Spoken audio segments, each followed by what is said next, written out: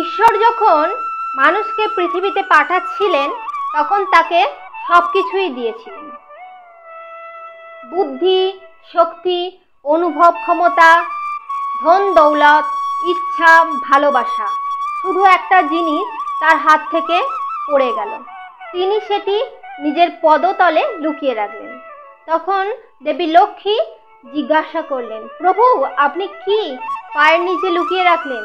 তখন ভগবান মৃদু হেসে বললেন, শান্তি।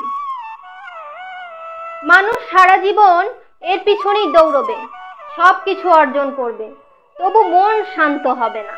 শেষমেশ ক্লান্ত হতাশ হয়ে যখন সে আমার চরণে আশ্রয় নেবে তখন সে প্রকৃত শান্তি পাবে। তাই জীবনের দুঃসময়ে ঠাঁই খুঁজুন ঈশ্বরের চরণে, যেখানে শান্তি নিশ্চিত।